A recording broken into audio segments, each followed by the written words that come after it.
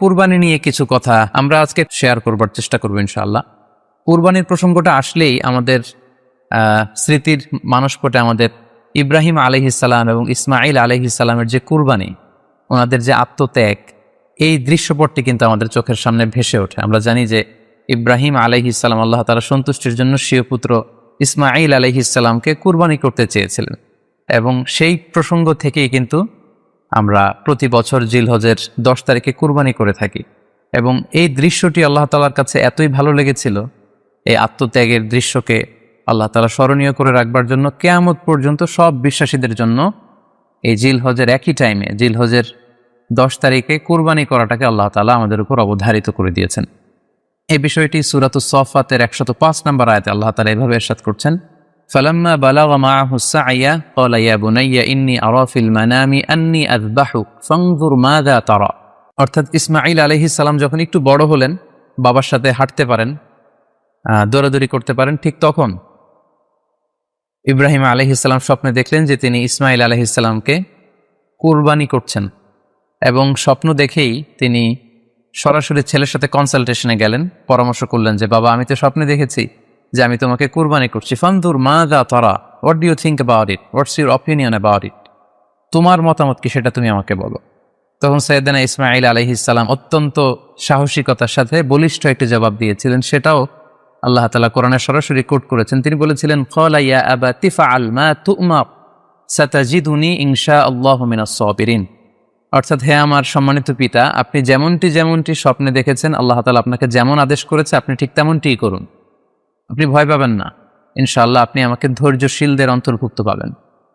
একটু কি কল্পনা করা যায় যে সাইয়েদনা ইসমাঈল আলাইহিস সালাম ছোট্ট শিশু, তিনি যখন শুনলেন যে বাবা তাকে কুরবানি করবে, জবাই করবে, তার প্রত্যুত্তরে তিনি বলেছিলেন, বাবা, আমি ভয় পাচ্ছি না, আমি আপনাকে নিয়ে চিন্তিত, আপনি ভয় পাবেন না, বরং আপনি যা আদিষ্ট হয়েছেন আপনি তাই করেন। কারণ নবীরা যখন স্বপ্নে কিছু দেখে, সেটা সাধারণ মানুষের মতো স্বপ্ন নয়, সেটা ওহী, সেটা আল্লাহর পক্ষ থেকে আদেশ। তো আপনি আমাকে ধৈর্যশীল পাবেন, আপনি ভয় পাবেন না। সাইয়েদনা ইব্রাহিম আলাইহিস সালাম ইসমাঈল আলাইহিস সালামকে কুরবানি করতে শুরু করলেন, জবাই করতে শুরু করলেন। আল্লাহ তাআলার কাছে এই দৃশ্যটি এত ভালো লাগলো, আল্লাহ তাআলা সাইয়েদনা জিবরাইল আলাইহিস সালামকে দিয়ে জান্নাত থেকে একটি বকরি বা মেষ পাঠিয়ে দিলেন।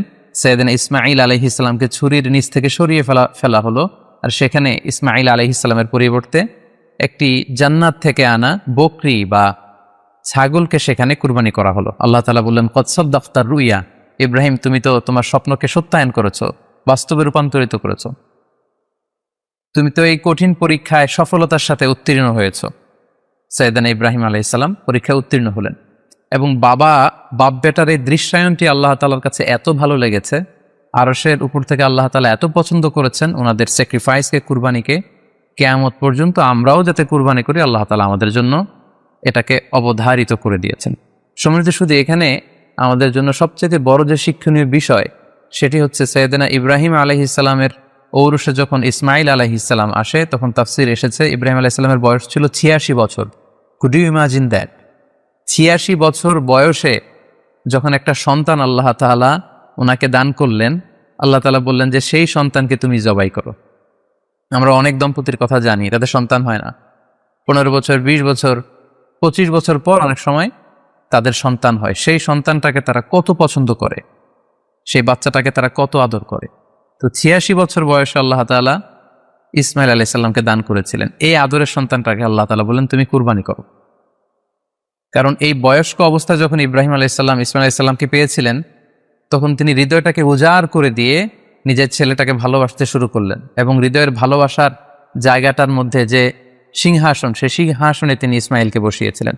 আল্লাহ তাআলা চেয়েছিলেন যে ইসমাঈলকে সেখান থেকে সরিয়ে ওই ভালোবাসার সিংহাসনের জায়গাটাতে তুমি যেন আল্লাহ তাআলাকে স্থান দাও, এবং সেই পরীক্ষাটাই তিনি বেসিক্যালি সাইয়েদনা ইব্রাহিম আলাইহিস সালামের কাছ থেকে করেছিলেন, এবং সেই পরীক্ষায় সাইয়েদনা ইব্রাহিম আলাইহিস সালাম সফলতার সাথে উত্তীর্ণ হয়েছিলেন। অর্থাৎ আল্লাহ চেয়েছিলেন যে তোমার হৃদয়ের ভালোবাসার সবচাইতে বড় জায়গাটা হচ্ছে ইসমাঈলের, তোমার পুরো হৃদয়টা জুড়ে আছে ইসমাঈল। আমি চাই তুমি আমার সন্তুষ্টির জন্য এই ইসমাঈলকে বিলিয়ে দাও, এই ইসমাঈলকে কুরবানি করে দাও। সম্মানিত শুধু এই স্টোরিটা থেকে আমাদের জন্য শিক্ষা হচ্ছে যে সাইয়েদনা ইব্রাহিম আলাইহিস সালামের হৃদয়ের সবচাইতে পছন্দনীয় বিষয়টা ছিল ইসমাঈল। তিনি ইসমাঈল আলাইহিস সালামকে, নিজের ছেলেকে বেশি পছন্দ করতেন। ইব্রাহিম আলাইহিসসালামের হৃদয়ে যেমনি ইসমাইল ছিল, আমাদের প্রত্যেকের হৃদয়ে কিন্তু এরকম এক একটা ইসমাইল আছে, কল্পিত ইসমাইল, রূপক ইসমাইল। আমাদের কারো হৃদয়ের ইসমাইল হচ্ছে আমাদের টাকা পয়সা, আমাদের কারো হৃদয়ের ইসমাইল হচ্ছে আমার ব্যাংক ব্যালেন্স, আমাদের কারো হৃদয়ের ইসমাইল হচ্ছে আমার দামি গাড়ি, আমাদের কারো হৃদয়ের ইসমাইল হচ্ছে আমাদের যশ খ্যাতি, আমাদের ক্ষমতা প্রতিপত্তি, এগুলো। আল্লাহ তাআলা চান আমাদের প্রত্যেকের যার যার হৃদয়ের ইসমাইল যেটা, সেটাকে আমরা আল্লাহ তাআলার সন্তুষ্টির জন্য উৎসর্গ করতে পারবো কিনা, আল্লাহ তাআলার খুশির জন্য, সেরেফ শুধুমাত্র আল্লাহ তাআলার জন্য আমার হৃদয়ের ইসমাইলটাকে আমি স্যাক্রিফাইস করতে পারবো কিনা। এই শিক্ষাটা দেওয়ার জন্যই বেসিকলি আল্লাহ তাআলা এই কুরবানিকে আমাদের জন্য প্রেসক্রাইব করেছেন। আল্লাহ তাআলা চান যে আমাদের হৃদয়ের পুরো জায়গাটা জুড়ে যেন আল্লাহ তাআলার সন্তুষ্টি, আল্লাহ তাআলার ভালোবাসা, আল্লাহকে যে আমরা ফিল করি, আল্লাহকে যে আমরা ভয় পাই, সেই জায়গাটাতে যেন আমরা আল্লাহ তাআলাকে রাখতে পারি। এটাই মূলত আল্লাহ তাআলা আমাদের কাছ থেকে চান। এবং আমাদের জীবনের সব কাজগুলোই হবে শুধুমাত্র কেবলমাত্র আল্লাহ তাআলার সন্তুষ্টির জন্য। এজন্য বিশ্বনবী সাল্লাল্লাহু আলাইহি ওয়াসাল্লামকে কিন্তু আল্লাহ রাব্বুল আলামিন শিখিয়ে দিয়েছেন যে কুল ইন্না সলাতি ওয়া নুসুকি ওয়া মাহইয়ায়া ওয়া মামাতি লিল্লাহি রাব্বিল আলামিন। হে নবী, আপনি বলুন যে আমার নামাজ, আমার কুরবানি, আমার জীবন, আমার মরণ সবটাই তো আল্লাহর জন্য। তাই আমাদের হৃদয়ে যদি আমরা আল্লাহকে স্থান দিতে পারি, আমাদের সব কিছু, সাইয়েদনা ইব্রাহিম আলাইহিস সালাম যেমনি নিজের প্রিয় পুত্র সন্তানকে কুরবানি করেছিলেন, ঠিক তেমনিভাবে আমাদের হৃদয়ের ইসমাইলটাকেও যদি আমরা আল্লাহ সন্তুষ্টির জন্য স্যাক্রিফাইস করতে পারি, কুরবানি করতে পারি, তাহলেই কিন্তু এই কুরবানির শিক্ষাটা আমাদের জন্য বাস্তবায়িত হবে বা সফল হবে। এবং এই শিক্ষাটা দেওয়ার জন্য আল্লাহ তাআলা এই কুরবানির বিধানকে আমাদের জন্য জারি করেছেন যে আমাদের হৃদয়ে শুধু আল্লাহ তাআলার ভয় থাকবে। এবং এই যে আমরা কুরবানি করবে, কুরবানির রক্ত, গোশত, চামড়া কোনোটাই কিন্তু আল্লাহ তাআলার কাছে পৌঁছে না, পৌঁছে হচ্ছে আমাদের হৃদয়ের ভয়, তাকওয়াটা আল্লাহ তাআলার কাছে পৌঁছে। সূরাতুল হাজ্জের ৩৭ নম্বর আয়াতে আল্লাহ বলছেন, লা ইয়ানালাল্লাহা লুহুমুহা ওয়ালা দিমাউহা ওয়ালাকি ইয়ানালুহুত তাকওয়া মিনকুম। এই কুরবানির রক্ত, কুরবানির গোশত, এগুলো তো আল্লাহর কাছে পৌঁছে না, আল্লাহর কাছে পৌঁছে হচ্ছে তোমাদের তাকওয়া। আমরা কতটা ইখলাসের সাথে, কতটা আন্তরিকতার সাথে, কতটা আনুগত্যের সাথে আমাদের সম্পদ, আমাদের নিজেদেরকে আমরা আল্লাহর কাছে সোপর্দ করতে পেরেছি, আমরা কতটা আল্লাহর সমর্পিত বান্দা হতে পেরেছি, এটাই হচ্ছে এই কুরবানির শিক্ষা, যেটা সাইয়েদনা ইব্রাহিম আলাইহিস সালাম গোটা বিশ্ববাসীর জন্য নিদর্শন এই ঘটনার মধ্য দিয়ে কিন্তু আমাদের জন্য রেখে গিয়েছেন। তাই আমরা এই কুরবানির মধ্য দিয়ে এটা যেন ফিল করি যে আমাদের সবটুকু আমরা আল্লাহর জন্য বিলিয়ে দিতে প্রস্তুত আছি। সম্মানিত, শুধু এই কুরবানির দিনে ইয়াউমুন নাহারে বা 10 জিলহজে আমরা যে কুরবানি উদযাপন করব, ঈদুল আজহা উদযাপন করব, এই দিনের সবচাইতে প্রিয় আমল হচ্ছে আল্লাহ তাআলার কাছে পশু জবাই করে, যেটা আমরা বলেছি ইব্রাহিম আলাইহিস সালামের সেই ঘটনার, সেই দৃশ্যায়নের পুনরাবৃত্তি। আল্লাহ তাআলা সেটা দেখতে চান। আমরা পশু জবাই করে রক্ত প্রবাহিত করে দেয়া, এটা আল্লাহ তাআলার কাছে খুবই পছন্দনীয়। সুনানে তিরমিজিতে এসেছে, আয়েশা রাদিয়াল্লাহু তাআলা আনহা থেকে বর্ণিত, তিনি বলেন, আন্না রাসূলুল্লাহ সাল্লাল্লাহু আলাইহি ওয়াসাল্লাম ক্বাল, আল্লাহ রাসূল সাল্লাল্লাহু আলাইহি ওয়াসাল্লাম বলেছেন, মা আমিলা আদামিয়ুন মিন আমালিন ইয়াউমান নাহর আহাব্বা ইলাল্লাহি মিন ইহরাকিদ দাম। অর্থাৎ ইয়াউমুন নাহারে 10 জিলহজে পশুর কুরবানি দিয়ে সে পশুর রক্ত প্রবাহিত করে দেওয়ার চেয়ে শ্রেষ্ঠ কোনো আমল আর আল্লাহর কাছে হতে পারে না, এর চেয়ে কোনো প্রিয় আমল আল্লাহর কাছে নেই। তার মানে কুরবানির দিনে সবচাইতে প্রিয় আমল, আল্লাহর কাছে পছন্দনীয় আমল হচ্ছে কুরবানি করা। তাই আমাদের যাদের সাধ্য আছে আমরা যেন বেশি বেশি কুরবানি করি। সম্মানিত, শুধু আমরা জানি যে এই কুরবানিকে আল্লাহ তাআলা আমাদের উপর আবশ্যক করেছেন। কুরবানির হুকুম সম্পর্কে যদি বলি তাহলে বলবো যে এটা ওয়াজিব হানাফি স্কুল অফ থট অনুযায়ী, কিন্তু অন্যান্য মাযহাবে এটাকে সুন্নাতে মুআক্কাদা বলা হয়েছে। মেজরিটি স্কলাররা, জুমহুরুল ফুকাহা, ইমাম শাফিঈ, আহমদ এবং ইমাম মালিকদের মতে, তাদের মতে এটা হচ্ছে সুন্নাতে মুআক্কাদা। কিন্তু হানাফি মাযহাবে এই কুরবানি করা হচ্ছে ওয়াজিব।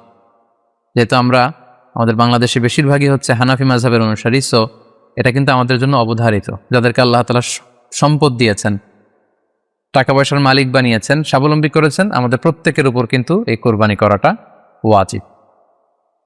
যেহেতু কুরবানি একেবারে আমাদের সন্নিকটে, সো এই কুরবানি নিয়ে আমাদের মধ্যে অনেক ধরনের প্রশ্ন রয়েছে। খুব বেশি যে প্রশ্নটি করা হয়েছে সেটি হচ্ছে জানতে চাওয়া হয়েছে 7 ভাগে কুরবানি করা যাবে কিনা।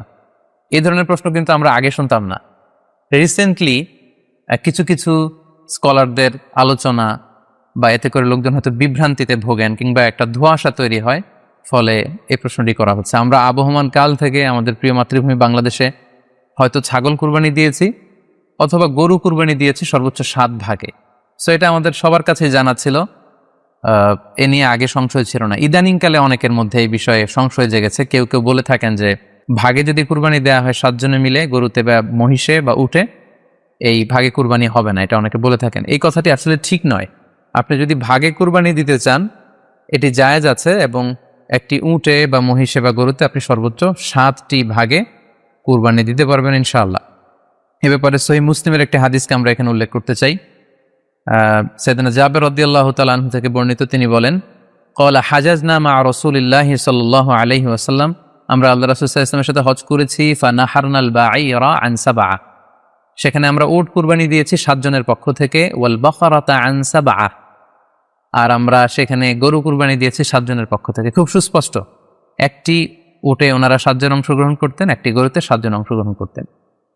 তো এই হাদিসের আলোকে অনেকে বলে থাকেন যে এটি হজের সময়, সফরের সময়, কিন্তু মুকিম অবস্থায় 7 ভাগে দেয়া যায় না। আসলে এই কথাটিও ঠিক নয়, কারণ সুনানে আবু দাউদের আরেকটি হাদিসে এসেছে যেখানে আল্লাহ রাসূল সাল্লাল্লাহু আলাইহি ওয়াসাল্লাম সুস্পষ্ট বলেছেন, সেখানে হজ বা কোনো সফরের উল্লেখ নেই। সেটা হচ্ছে জেনারেল স্টেটমেন্ট, অর্থাৎ আল বাকারাতু আন সাবআ, গরুতে সর্বোচ্চ 7 অংশ দিয়ে কুরবানি দেয়া যায়, ওয়াল জাযুরু আন সাবআ, আর উটের ক্ষেত্রেও সর্বোচ্চ 7 অংশ দিয়ে কুরবানি দেয়া যায়। তো এই হাদিস, দ্বিতীয় যে হাদিসটি উল্লেখ করলাম, এটা হচ্ছে জেনারেল স্টেটমেন্ট।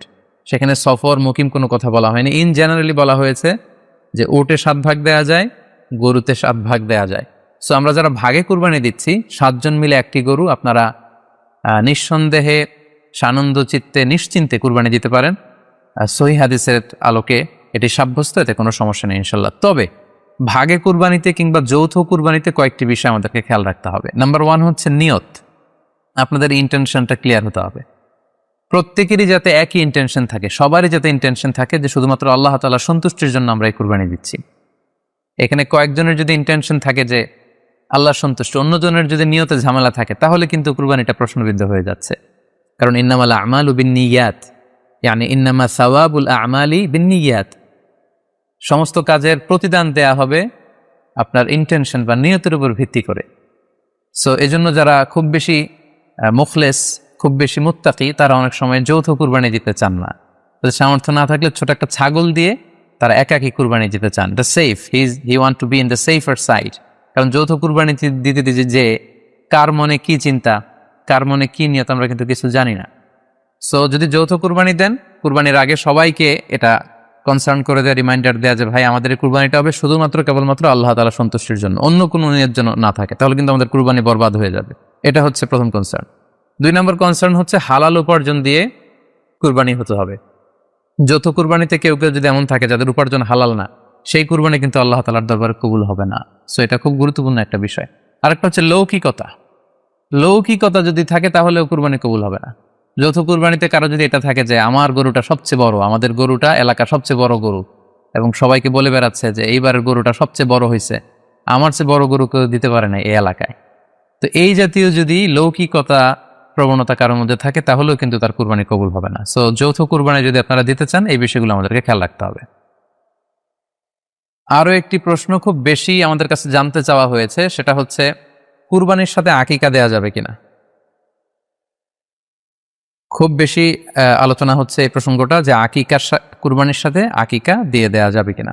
এক্ষেত্রে আমরা উত্তরে বলবো যে কুরবানি এবং আকিকা আপনাদের খেয়াল রাখতে হবে যে ভিন্ন দুটি ইবাদত। প্রথম কথা হচ্ছে ইবাদত ভিন্ন দুটি ইবাদত। কারণ কুরবানি এটা বছরের একটা নির্ধারিত সময়, জিলহজের 10 তারিখে, এবং তারপরে আরো 2 দিন বা 3 দিন, এই সময়গুলোতে আপনি কুরবানি করতে পারবেন। তাহলে এটা হজের মৌসুমে জিলহজ মাসে করতে হয় কুরবানি। কিন্তু আকিকা কিন্তু এরকম না। আকিকাটা যে কোনো মাসে হতে পারে। আকিকাটা হচ্ছে নবজাতক সন্তানের ভূমিষ্ঠ হওয়ার পরে শুকরিয়া স্বরূপ আল্লাহর কাছে যে কুরবানিটা করতে হয়, সেটাকে আমরা বলি আকিকা। হাদিসে এসেছে আকিকা। তো সেটা হচ্ছে সন্তান কখন ভূমিষ্ঠ হলো সেটার উপর নির্ভর করে। কারো সন্তান রমাদানে হতে পারে, কারো সন্তান জিলহজ মাসেও হতে পারে, শাওয়ালে হতে পারে, রজাবে হতে পারে। আকিকা হচ্ছে বাচ্চা যেদিন জন্মগ্রহণ করবে, সন্তান ভূমিষ্ঠ হওয়ার 7 দিন পরে। তাহলে ভিন্ন দুইটা ইবাদত, দুই সময়ের ইবাদত। নাম্বার 2, আকিকার ক্ষেত্রে আল্লাহ রাসূল সাল্লাল্লাহু আলাইহি ওয়াসাল্লাম বলেছে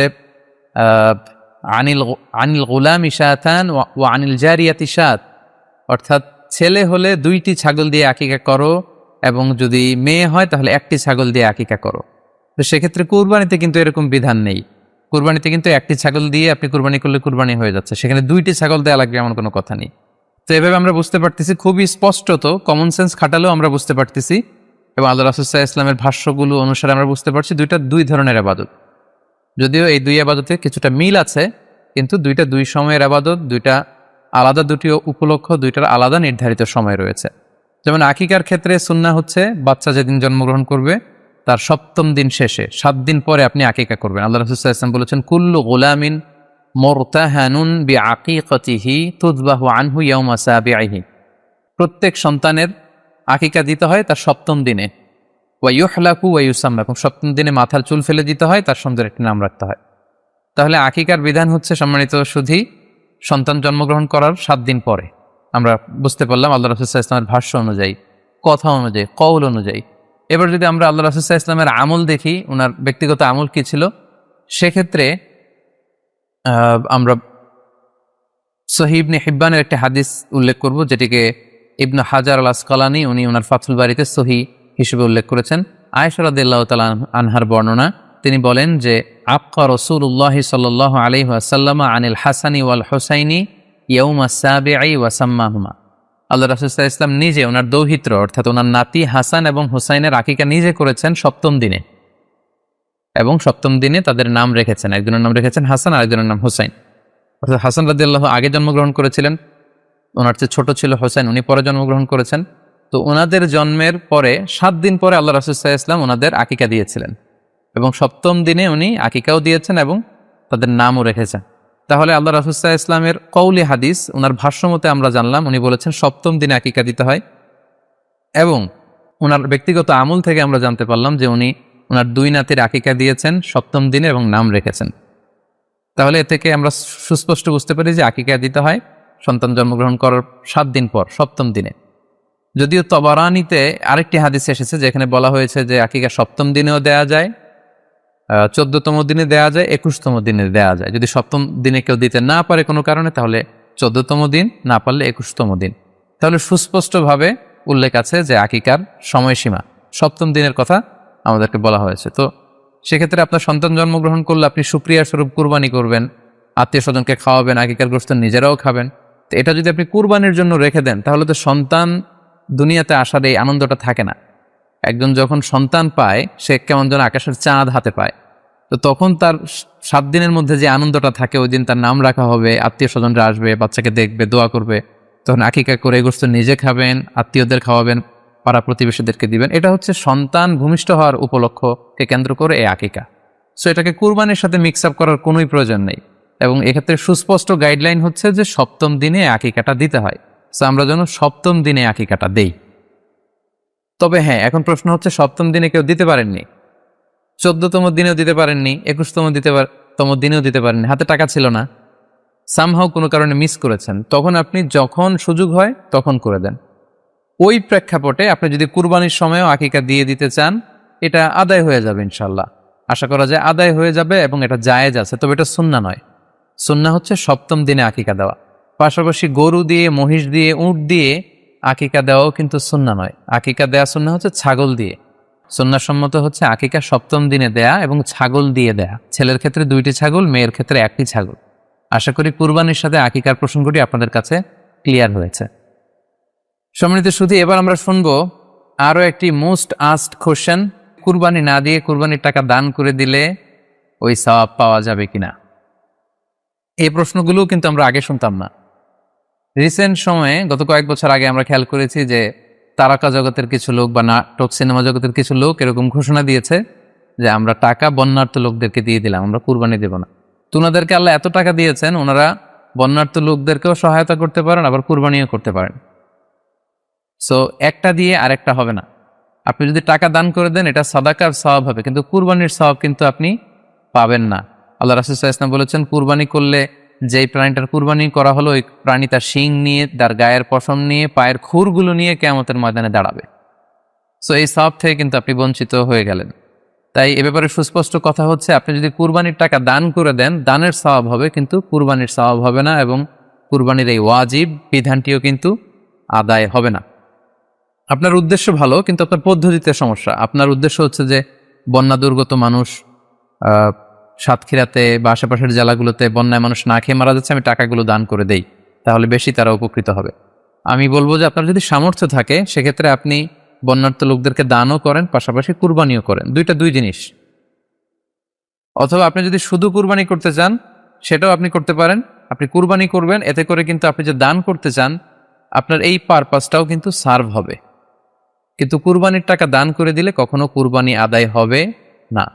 আপনি যদি কুরবানি করেন এক্ষেত্রেও কিন্তু দরিদ্র জনগোষ্ঠীর বিশাল স্বার্থ এখানে আছে, কারণ বছরের একটা দীর্ঘ সময় ধরে এই সুবিধাবঞ্চিত মানুষগুলো কিন্তু আমিষের অভাবে তারা ভোগে, পুষ্টিহীনতায় ভোগে। তারা এমনও অনেক ফ্যামিলি আছে বছরে শুধু এই কুরবানির সময় এই মৌসুমটাতে তারা কিছু গোশত খেতে পারে। সো তাদের মধ্যে আপনি কুরবানি করে এই গোশত বিতরণ করতে পারেন। সো এই কোভিড-19 পিরিয়ডে আমাদের উচিত বেশি বেশি কুরবানি করা, কুরবানি করে এই অভুক্ত মানুষদের ঘরে ঘরে কুরবানির গোশত পৌঁছে দেয়া। তাহলে আপনি কুরবানির মাধ্যমে কিন্তু এই গোশত বিতরণ করে তাদের সহায়তা করতে পারলেন। পাশাপাশি যারা খামারি আছে, আপনি কুরবানি করলে এই তাই খামারিদের এই ব্যবসা প্রসেসেও কিন্তু আপনি অংশগ্রহণ করলেন। আপনি তাদের ব্যবসাতে, আল্লাহ তাআলা সুদকে হারাম করেছেন, ব্যবসাকে হালাল করেছেন, তাহলে ব্যবসার মতো একটা চমৎকার কাজেও আপনি সহায়তা করলেন কুরবানির মধ্য দিয়ে। আরও একটা গুরুত্বপূর্ণ বিষয় হচ্ছে, আমাদের গ্রাম বাংলায় কিন্তু আমাদের অনেক গরিব লোকজন আছে বা মা বোনেরা আছে যারা সারা বছর ব্যাপী ছাগল পালে এই আশায় যে কুরবানির সময় ছাগলটাকে বিক্রি করবে, অথবা গরু পালে। গ্রামগঞ্জে অনেক পরিবার আছে যে বছর শেষে কুরবানির সময় আসলে তারা এটা ভালো দামে বিক্রি করবে এবং সেই টাকা দিয়ে সারা বছর চলবে। সো আপনি যদি কুরবানি করেন তাহলে ওই প্রান্তিক জনগোষ্ঠীকেও কিন্তু সহায়তা করা হলো। পাশাপাশি কুরবানির এই সময়গুলোতে হাজার হাজার কসাইদের একটা জীবিকার ব্যবস্থা হয়। তারা গরু জবাই করে, চামড়া খোলে, গোশত কাটে। তো এই কুরবানির দিনগুলোতে কিন্তু হাজার হাজার কসাইদের হালাল জীবিকার একটা ব্যবস্থা হয়। কসাইরা কিন্তু কোটিপতি হয় না। সো আপনি এই কুরবানির প্রসেসটাকে যদি আরো বেশি প্রমোট করেন তাহলে এই কসাইদেরও কিন্তু একটা রিজিকের ব্যবস্থা হচ্ছে। আরো ইন্টারেস্টিংলি, কুরবানির যে চামড়া, পশুর যে চামড়া, এই চামড়াগুলো কিন্তু ইয়াতিমের হক, গরিবদের হক।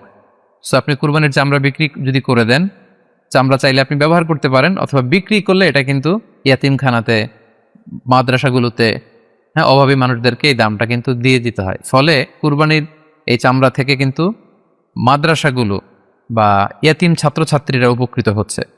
তাহলে এখানে অনেক বিষয় জড়িত।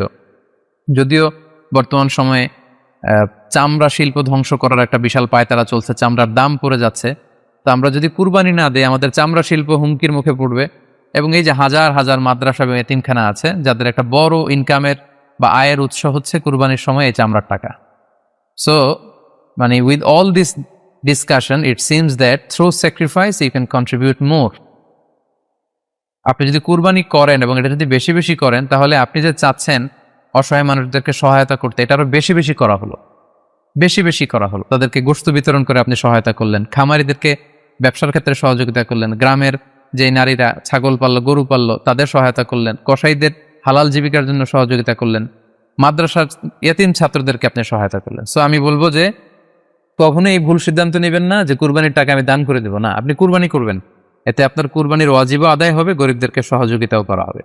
সেক্ষেত্রে যদি আপনি স্বাস্থ্য ঝুঁকি মনে করেন সেক্ষেত্রে আপনি সরাসরি হাটে যেতে না চাইলে অনলাইনে গরু ক্রয় করতে পারেন। আরও একটি সহজ পদ্ধতি আছে, সেটা হচ্ছে যারা শহুরে জীবনযাপন করছেন, শহরে আছেন, তারা চাইলে কিন্তু আপনার গ্রামের আত্মীয় স্বজনদের কাছে আপনার টাকা পাঠিয়ে দিয়ে কুরবানি আদায় করতে পারেন।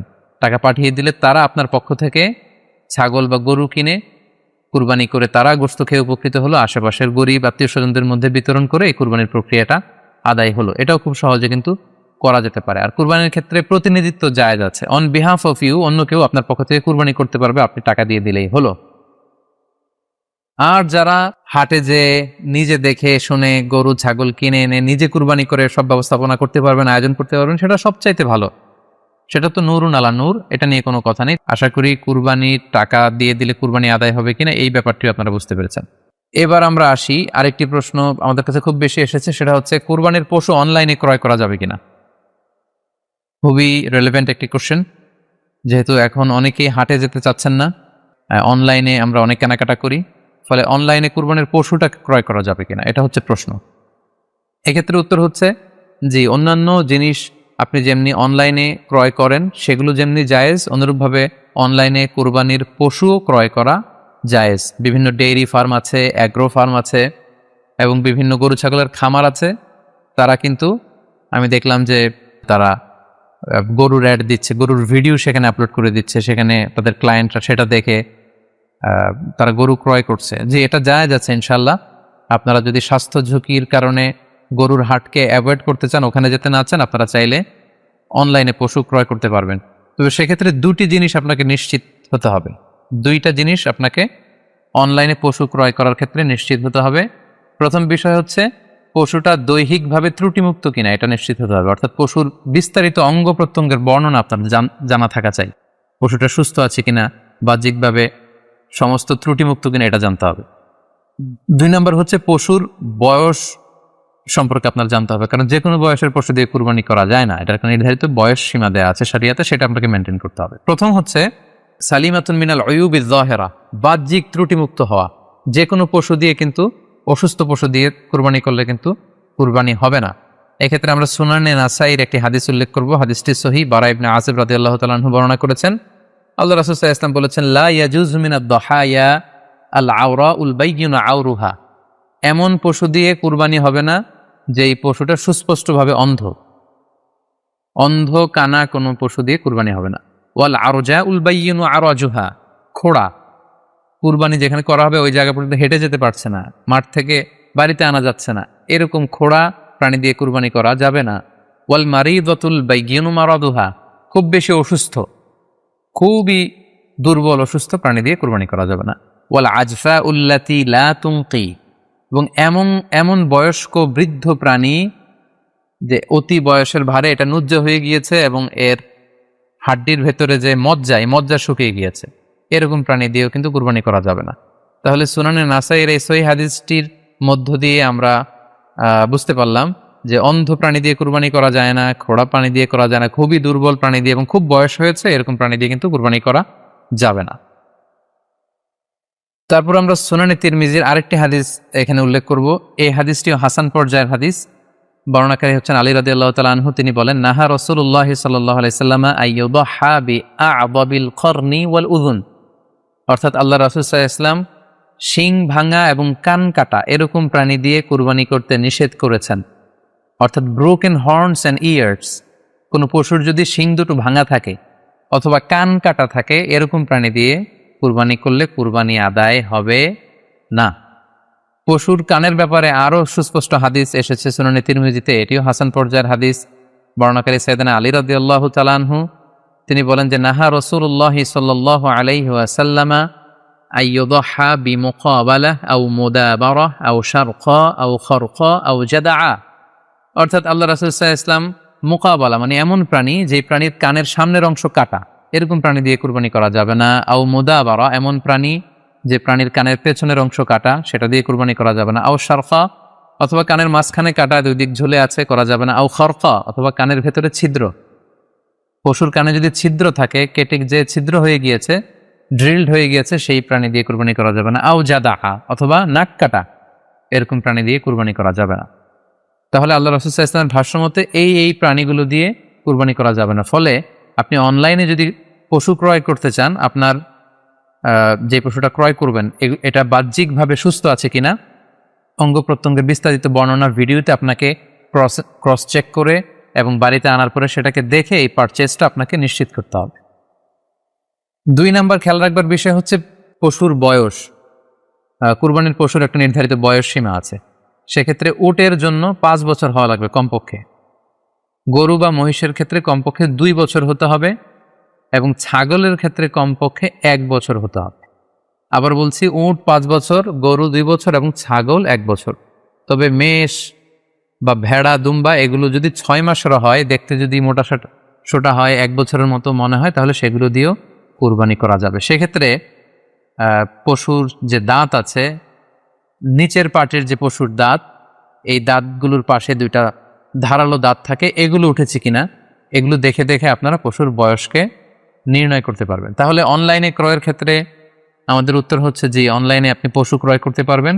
সেক্ষেত্রে আপনাকে 2টি বিষয় খুব খেয়াল রাখতে হবে। এক হচ্ছে পশুর অঙ্গ প্রত্যঙ্গ ঠিক আছে কিনা, বাহ্যিকভাবে সব ধরনের ত্রুটিমুক্ত কিনা। 2 নম্বর হচ্ছে পশুর বয়স। এই 2টি জিনিস যদি আপনি এনশিওর করেন, আপনি অনলাইনে পশু ক্রয় করে সেটা দিয়ে কুরবানি করলে কুরবানি হয়ে যাবে ইনশাল্লাহ, কোনো সমস্যা নেই। আরো একটি প্রশ্ন আমাদের কাছে খুব বেশি এসেছে, সেটা হচ্ছে কুরবানি কি পুরো পরিবারের পক্ষ থেকে একজন দিতে হবে নাকি সামর্থ্যবান প্রত্যেকের দিতে হবে? আই রিপিট, আমি আবার বলছি, প্রশ্নটি হচ্ছে যে অনেকে এই প্রশ্নটি করেছেন যে পুরো পরিবার থেকে একজন দিলে হয়ে যায় নাকি সামর্থ্যবান প্রত্যেকের দিতে হয়। সম্মানিত দিনী ভাই এবং বোনেরা, এটি একটি মতবিরোধপূর্ণ মাসআলা, অর্থাৎ এই মাসআলার ক্ষেত্রে স্কলারদের মধ্যে মতভেদ পাওয়া যায়। এক্ষেত্রে দুইটি মতামত। একদল স্কলার বলেছেন যে এটা পরিবারের পক্ষ থেকে একজন দিলে আদায় হয়ে যাবে। অপর মতামত হচ্ছে যে না, সামর্থ্যবান প্রত্যেকেই দিতে হবে। আমরা দুইটি মতামত নিয়ে আলোচনা করি। প্রথম মত হচ্ছে যে এক পরিবারের পক্ষ থেকে একজনই যথেষ্ট। এই মতামতটিও দলিলের দিক থেকে বেশ শক্তিশালী। সেক্ষেত্রে আমরা মেহনাফ ইবনে সুলাইম রাদিয়াল্লাহু তাআলা আনহুর বর্ণিত একটি হাদিস সুনানে আবু দাউদে এসেছে, হাদিসটি হাসান পর্যায়ের হাদিস। তিনি বলছেন, ও নাহনু উকুফুন মা রাসূলিল্লাহ বিআরাফাতিন, আমরা রাসূল সাল্লাল্লাহু আলাইহি ওয়াসাল্লামের সাথে 9 জিলহজ আরাফার ময়দানে ছিলাম। ক্বালা, তখন আল্লাহ রাসূল সাল্লাল্লাহু আলাইহি ওয়াসাল্লাম আমাদেরকে বলেছেন, ইয়া আইয়ুহান নাস, হে মানব সকল, ইন্না আলা কুল্লি আহলি বাইতিন ফি কুল্লি আমিন উদহিয়া, অর্থাৎ প্রত্যেকটি, আল্লাহ রাসূল সাল্লাল্লাহু আলাইহি ওয়াসাল্লাম বলেছেন প্রত্যেকটি ফ্যামিলির জন্য প্রতি বছর একটি কুরবানি ওয়াজিব হয়। আমি আবার বলছি, প্রত্যেক ফ্যামিলির জন্য প্রতি বছর কুরবানি দিতে হয় কয়টি? একটি। তাহলে কুরবানি পরিবারের পক্ষ থেকে একটি দিলেই আদায় হয়ে যাবে। সুনানি তিরমিজির আরো একটি হাদিস আমরা এখানে উল্লেখ করতে পারি। এই হাদিসটিও সহিহ। সাইয়েদনা আতা ইবনে ইয়াসার রাদিয়াল্লাহু তাআলা আনহু, উনি আবু আইয়ুব আল আনসারী রাদিয়াল্লাহু তাআলা আনহুকে জিজ্ঞেস করেছিলেন যে কাইফা কানাতিল উদহিয়া ফি আহদি রাসূলিল্লাহ, হে আল্লাহর নবীর সাহাবী, আল্লাহ রাসূল সাল্লাল্লাহু আলাইহি ওয়াসাল্লামের জামানাতে কুরবানি কেমন হতো, কিভাবে তারা কুরবানি দিতেন? তো আবু আইয়ুব আল আনসারী রাদিয়াল্লাহু তাআলা আনহু উনি বলেছেন, কানা রাজুলু ইউদহি বিশাতি আনহু ওয়া আন আহলিহি, আল্লাহ রাসূল সাল্লাল্লাহু আলাইহি ওয়াসাল্লামের সময়কালে লোকজন একটি ছাগল কুরবানি দিত তার পক্ষ থেকে এবং তার ফ্যামিলির পক্ষ থেকে। আনহু ওয়া আন আহলিহি, তার নিজের পক্ষ থেকে এবং ফ্যামিলির পক্ষ থেকে। অর্থাৎ এই হাদিসগুলোর আলোকে বোঝা যায় যে পুরো পরিবারের পক্ষ থেকে একজন কুরবানি দিয়ে দিলেই আদায় হয়ে যাবে। স্বামীও চাকরি করেন, স্ত্রীও চাকরি করেন, স্বামীরও টাকা আছে, স্ত্রীর টাকা আছে, দুইজনের আলাদা করে দিতে হবে না। স্বামী যদি একটা ছাগল কুরবানি দিয়ে দেয় তাহলে স্ত্রীর পক্ষ থেকে, পুরো ফ্যামিলির পক্ষ থেকে কুরবানি আদায় হয়ে যাবে। এই হাদিসগুলোর আলোকে বোঝা গেল। দ্বিতীয় আরেকটি মত আছে, সেই মতটি হচ্ছে প্রত্যেক সামর্থ্যবানের উপর ওয়াজিব। এটি ইমাম আবু হানিফার মত এবং আমাদের বাংলাদেশে এটিরই প্রচলন হয়ে এসেছে। আমরা এই মতামতটিকেই বেশি আমরা শুনে থাকি সব জায়গায়, যে যারাই সামর্থ্যবান প্রত্যেকের আলাদাভাবে দিতে হয়। স্বামী সামর্থ্যবান হলে স্বামীর দিতে হবে, স্ত্রী সামর্থ্যবান হলে স্ত্রীকে দিতে হবে, ছেলেরা হলে ছেলের দিতে হবে। এটা প্রত্যেকের আলাদাভাবে ইন্ডিভিজুয়ালি দিতে হয়। এবং সেক্ষেত্রে ওনারা দলিল দিচ্ছেন সুনান ইবনু মাজার একটি হাদিস, হাদিসটি সহিহ, যেখানে আল্লাহ রাসূল সাল্লাল্লাহু আলাইহি ওয়াসাল্লাম বলেছেন, মান কানা লাহু সাআ, যার সামর্থ্য আছে কিন্তু ওয়ালাম ইউদহি, সামর্থ্য থাকার পরেও সে কুরবানি দেয় না, ফালা ইয়াকরাবান্না মুসাল্লানা, সেজন্য ঈদুল আজহার দিন আমার ঈদগাহে না আসে নামাজ পড়তে। আল্লাহ রাসূল সাল্লাল্লাহু আলাইহি ওয়াসাল্লাম হুঁশিয়ারি বাণী ঘোষণা করেছেন, ধমক দিয়েছেন যে সামর্থ্য থাকার পরেও যে কুরবানি দেয় না সেজন্য আমার ঈদগাহে না আসে। এই হাদিসের আলোকে ওনারা বলেছেন মান কানা লাহু সাআ, যার সামর্থ্য আছে। ওনারা বলছেন যে এটা ইন জেনারেল, ব্যাপক, যারই সামর্থ্য আছে তাকেই দিতে হবে। সো এখানে বাস্তবতা হচ্ছে দুই পক্ষেরই খুব ভ্যালিড দলিল আছে। আর কোনো মাসালার ক্ষেত্রে যখন মতবিরোধ থাকে, দুই পক্ষেরই দলিল থাকে, সেক্ষেত্রে বাড়াবাড়ি করাটা অনুচিত। বরং এটা হচ্ছে ইসলামের সৌন্দর্য, এখানে প্রশস্ততা রয়েছে। সো যারা মনে করে যে ফ্যামিলির পক্ষ থেকে একজন কুরবানি দিলেই আদায় হয়ে যাবে, তাদেরও দলিল আছে, তাদেরকে সেটা করতে দেওয়া উচিত। তবে আমরা এটাকেই সাজেস্ট করি যে প্রত্যেক সামর্থ্যবানের উপর কুরবানি দেওয়া উচিত। এতে করে যিনি কুরবানি দিবেন উনি সওয়াব পেয়ে উপকৃত হলেন, আবার উনি কুরবানি দেওয়ার কারণে গোশত বিতরণ করলেন, ফলে গরিবরা উপকৃত হলো। সো সামর্থ্যবান প্রত্যেকেরই উচিত বেশি বেশি কুরবানি দেয়া। আশা করি এই মাসালাটাও আপনারা বুঝতে পেরেছেন। এ পর্যায়ে আমরা অল্প কয়েকটি রিমাইন্ডার আপনাদের সাথে শেয়ার করে আজকের আলোচনাটুকু আমরা এখানেই জবনিকা টানবো, এখানে আমরা আলোচনাটি শেষ করবো ইনশাআল্লাহ। প্রথম যে রিমাইন্ডারটি আপনাদের সাথে আমি শেয়ার করতে চাই সেটি হচ্ছে, সম্মানিত সুধী, আমরা অনেকেই বাজার থেকে পশু আনার সময় বা কুরবানি করার সময় পশুর সাথে অনেক বেশি অমানবিক আচরণ করি। এতে করে কিন্তু আপনার কুরবানিটা, পুরো কুরবানির প্রক্রিয়াটাই প্রশ্নবিদ্ধ হয়ে যেতে পারে। তাই আজকের লাইভের মধ্য দিয়ে যারাই আপনারা যুক্ত হয়েছেন, আমি সবাইকে বলছি আমরা যাতে পশুর সাথে মানবিক আচরণ করি। কুরবানির পশুর সাথে এমন কোনো আচরণ যাতে না করি যাতে ওর কষ্ট না হয়, আমরা যেন এটা খেয়াল রাখি। বিশেষ করে জবাই করার আগে পশুকে ভালোভাবে রশি দিয়ে বেঁধে নেয়া এবং ছুরিটা যেই ছুরি দিয়ে জবাই করা হবে সেটা খুব ধারালো থাকা। আল্লাহ রাসূল সাল্লাল্লাহু আলাইহি ওয়াসাল্লাম কিন্তু এই দিক নির্দেশনা আমাদেরকে দিয়েছেন। সুবহানাল্লাহ। ইসলাম যে কতটা চেক অ্যান্ড ব্যালেন্স, কতটা ভারসাম্যপূর্ণ জীবন বিধান। আল্লাহ রাসূল সাল্লাল্লাহু আলাইহি ওয়াসাল্লাম সহিহ মুসলিমের বর্ণনায় তিনি বলছেন, ইযা যাবাহতুম ফাআহসিনু যিবহা, তোমরা যখন জবাই করবে সেখানেও তোমরা ইহসান করো। কেননা আল্লাহ তাআলা সব জায়গায় ইহসানকে অবধারিত করেছেন। আমরা জীবনে যাই করব না কেন সেটা ইহসানের সাথে করতে হবে। তো পশুটাকে কিন্তু আমি জবাই করব, স্লটার করব, আল্লাহ রাসূল সাল্লাল্লাহু আলাইহি ওয়াসাল্লাম বললেন যখন স্লটার করবে, জবাই করবে, তখনও সেটার প্রতি ইহসান করে তোমরা জবাই করো। ওয়া ইযা যাবাহতুম ফাআহসিনু যিবহা, সেক্ষেত্রেও তোমরা সফট হার্টেড হও, সেটাকে ইহসানের সাথে জবাই করো। কিভাবে ইহসানের সাথে জবাই করবে? ওয়ালিউহিদ্দা আহাদুকুম শাফরাতাহু ওয়ালিউরিহ যাবিহাতাহু, তোমরা তোমাদের ছুরিটা খুব বেশি করে ধারালো করে নাও, যাতে করে খুব স্মুথলি স্লটারিংটা হয়ে যায়, খুব স্মুথলি কুরবানিটা তাড়াতাড়ি হয়ে যায়, যাতে প্রাণীটার কষ্ট না হয়। আমরা প্রায়ই আমাদের ব্যাখেয়ালে বা অবহেলাবশত কুরবানির পশু ট্রাক থেকে নামানো, হাট থেকে নিয়ে আসা, এমনভাবে আমরা কুরবানির পশুর সাথে ট্রিট করি, এতে করে কিন্তু অনেক অমানবিক আচরণ আমাদের দ্বারা প্রকাশ পেয়ে যায়। সো আমরা যদিও এটাকে জবাই করব, আমরা যেন ইহসানের সাথে জবাই করি, এই বিষয়টা যেন আমরা খেয়াল রাখি। এটা হচ্ছে প্রথম রিমাইন্ডার। দ্বিতীয় রিমাইন্ডার হচ্ছে, আমাদের দেশে প্রায় এটা ঘটে, জবাই করার পরে অনেক কসাইরা তাড়াতাড়ি এই পশুটার দেহ থেকে প্রাণ বের হয়ে যাওয়ার জন্য ছোট ছুরি দিয়ে জবাই করা প্রাণীটার গলার মধ্যে খোঁচা মারতে থাকে, গলায় বারবার খোঁচা মারতে থাকে। এটা কিন্তু ঠিক না। স্পাইনাল কর্ডে যদি আপনি জবাই করার পরে বারবার খোঁচা মারেন, তাহলে কিন্তু এই প্রাণীটার অপমৃত্যু হতে পারে, অর্থাৎ এটা স্বাভাবিক কোনো মৃত্যু নয়। স্বাভাবিক মৃত্যু হচ্ছে জবাই করে দেয়া, এবং ইসলাম এটাকে আমাদের জন্য বৈধ করেছেন। আমরা জানি যে পাশ্চাত্যে গরুর মাথায় বুলেট মারা হয়, অথবা ইলেকট্রিক্যাল শক দিয়ে ওটাকে হত্যা করা হয়, অথবা ভারী কোনো লোহার হাতুড়ি দিয়ে গরুর মাথায় আঘাত করে সেটাকে মারা হয়। কিন্তু ইসলাম এগুলোকে নিষেধ করেছে। ইসলামের বিধান হচ্ছে স্লটারিং করা, আপনি জবাই করে দিবেন। সেক্ষেত্রে আমার মনে হয় 10 থেকে 15 মিনিট যদি আমরা একটু ওয়েট করি, গরুর দেহ থেকে সবগুলো রক্ত কিন্তু বের হয়ে যাবে, ফলে এটার গোশতটা উপাদেয় হবে আমাদের জন্য। কিন্তু আমরা যদি তাড়াহুড়ো করে, বিশেষ করে অনেক কসাই ভাইরা রুহটা যাতে তাড়াতাড়ি বের হয়ে যায়, প্রাণটা যাতে তাড়াতাড়ি বের হয়ে যায়, জবাইয়ের পরে আবার ছোট ছুরি দিয়ে স্পাইনাল কর্ডে খোঁচা মারতে থাকে, এটা কিন্তু ঠিক না। এতে করে যেটা হয়, এটা স্বাভাবিক মৃত্যু হয় না, বরং অপমৃত্যু হয়ে থাকে। আমরা যখন কুরবানি করি তখন প্রাণীটার শ্বাসনালী এবং কণ্ঠনালী কেটে যায়, এবং তারপরে রক্তনালী, যেটাকে ইংরেজিতে বলে জুগুলার ভেইন, এই জুগুলার ভেইনটা যখন কেটে যায় তখন কিন্তু প্রাণীটা আর ব্যথা পায় না। গবেষণায় দেখা গিয়েছে যে যদিও আমরা দেখি যে প্রাণীটা খুব ছটফট করে, লাফালাফি করে, কিন্তু আসলে সে ব্যথা পায় না। জুগুলার ভেইন যখন কেটে ফেলে তখন ব্রেইন তাকে স্পাইনাল কর্ডের মাধ্যমে হার্টে সিগন্যাল দেয় আরো বেশি পাম্প করার জন্য, আরো বেশি রক্ত পাঠানোর জন্য, ফলে দেহের সবগুলো রক্ত গলার ওই কাটা জায়গা দিয়ে কিন্তু বের হয়ে যায়। তো ওই মুহূর্তে আপনি যখন ছোট ছুরি নিয়ে এটার স্পাইনাল কর্ডে খোঁচাখুচি করতে শুরু করেন, তখন কিন্তু এটার অপমৃত্যু ঘটে, এটার স্ট্রোক হতে পারে, এটা হার্ট অ্যাটাক করে মারা যেতে পারে। তাহলে সেটা কিন্তু স্বাভাবিকভাবে জবাইয়ের মধ্যে দিয়ে মৃত্যুবরণ করলো না, বরং হার্ট অ্যাটাক করে বা স্ট্রোক করে সেটা মারা গেল।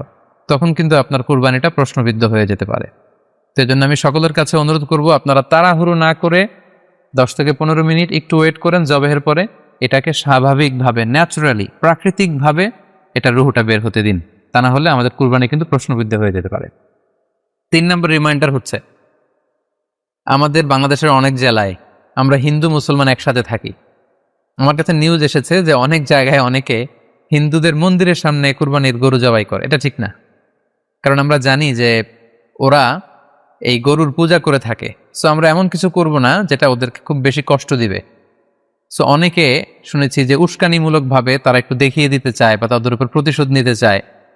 এরকম করে অনেক সময় হিন্দুদের বিভিন্ন গ্রামে মন্দিরের সামনে এই কুরবানির ব্যবস্থাপনা করা হয়। আমি বলবো যে আমরা এটা যাতে না করি। আমরা হিন্দুদের যে উপাসনালয় আছে, আমাদের হিন্দু ভাইদের উপাসনালয়গুলোকে স্কিপ করে এমন জায়গায় কুরবানি করব যাতে করে তাদের এই দৃশ্য দেখা না লাগে, এবং তাদের ইবাদতগাহের সামনে যাতে আমাদের এরকম পরিস্থিতি তৈরি করতে না হয়। আমরা যাতে সাম্প্রদায়িক সম্প্রীতি আমাদের ইবাদতের মধ্য দিয়ে বজায় রাখতে পারি, এবং কোনো ধরনের উস্কানিমূলক কর্মকাণ্ডে যেন আমরা কখনোই যুক্ত না হই। 4 নাম্বার এবং সবচাইতে গুরুত্বপূর্ণ পয়েন্ট হচ্ছে, জি খেয়াল করে শুনুন, আপনাকে বলছি, 4 নম্বর পয়েন্ট হচ্ছে যে জবাইয়ের স্থান এবং বর্জ্য কুরবানির পরে এটাকে নিজ দায়িত্বে পরিচ্ছন্ন করুন। আই রিপিট, আমি আবার বলছি, যেখানে আপনি কুরবানি করলেন সেটাকে এবং এই যে বর্জ্য ময়লা এটা নিজ দায়িত্বে আপনি ক্লিন করুন। সিটি কর্পোরেশনের ভাইয়েরা সরকারি তত্ত্বাবধানে সারা বাংলাদেশের এই সব বর্জ্য আসলে পরিষ্কার করা সম্ভব না। জরিপে এসেছে যে 50 লক্ষ গরু জবাই করা হয় প্রত্যেকটা কুরবানির ঈদে। তো সেক্ষেত্রে আমাদেরকে দায়িত্বশীল হতে হবে। কুল্লুকুম রাঈন ওয়া কুল্লুকুম মাসউলুন আন রাইয়াতিহি। আল্লাহ রাসূল সাল্লাল্লাহু আলাইহি ওয়াসাল্লাম বলেছেন, তোমরা প্রত্যেকে দায়িত্বশীল আর তোমাদের প্রত্যেকের দায়িত্বের ব্যাপারে কিয়ামতের ময়দানে আল্লাহ তাআলা কিন্তু তোমাদেরকে জিজ্ঞেস করবে। তাই আমরা যেন নিজ দায়িত্বে এই কুরবানির করার স্থান এবং বর্জ্য যেন পরিষ্কার করি। ব্লিচিং পাউডার দিয়ে বেশি করে পানি মেরে আমরা যেন পরিষ্কার পরিচ্ছন্ন রাখি, কারণ আত-তুহুরু শাতরুল ঈমান, পরিষ্কার পরিচ্ছন্নতা এটা হচ্ছে ঈমানের অঙ্গ। এই বিষয়টা জানে আমরা খুব গুরুত্বের সাথে নেই এবং নিজ নিজ কুরবানি আমরা যেখানে দিলাম সেই জায়গাটা যেন আমরা পরিষ্কার করি। বিশেষ করে বিভিন্ন সংস্থা যারা অনেক অনেক কুরবানি করবেন, ভলান্টিয়ারলি বিভিন্ন কুরবানি করে কুরবানির গোশত বিতরণ করবেন, আপনারা এরকম ভলান্টিয়ারলি ক্লিনলিনেস ক্যাম্পেইন করতে হবে, যাতে কোনো ধরনের রক্ত, ময়লা, বর্জ্য, আবর্জনা না থাকে। এই ব্যাপারটাকে যেন আমরা খেয়াল রাখি। সর্বশেষ হচ্ছে, অনেকে জিজ্ঞেস করেন যে ফ্রিজে রাখা যাবে কিনা। জি, কুরবানির গোশত ফ্রিজে রাখা যাবে। ইবনে আব্বাস রাদিয়াল্লাহু তাআলা আনহুর মত অনুযায়ী 3 ভাগ করা উত্তম, তবে এটা আবশ্যক নয়। আপনি 1 ভাগ নিজে খাবেন, 1 ভাগ আত্মীয় স্বজন প্রতিবেশীদের দিবেন, আরেক ভাগ গরিব দুঃখীদের মাঝে বন্টন করে দিবেন। এটা উত্তম, কিন্তু এটা আবশ্যক নয়। পুরো গোশত যদি আপনার লেগে যায় আপনি ভোগ করতে পারেন, আর যদি আপনার কাছে অতিরিক্ত গোশত থাকে এটা আপনি আত্মীয়দের দান করুন, গরিব আত্মীয়দের আপনি উপহার দিন, গরিব মিসকিনদের, সুবিধা বঞ্চিত মানুষদেরকে আপনি এগুলো দান করুন। কারণ সূরাতুল হজ্জের 28 নম্বর আয়াতে আল্লাহ তাআলা বলেছেন, ফাকুলু মিনহা ওয়া আত'ইমুল বাঈসাল ফাকির। তোমরা কুরবানির এই গোশত নিজেরাও খাও এবং অভাবী লোকদেরকে দাও।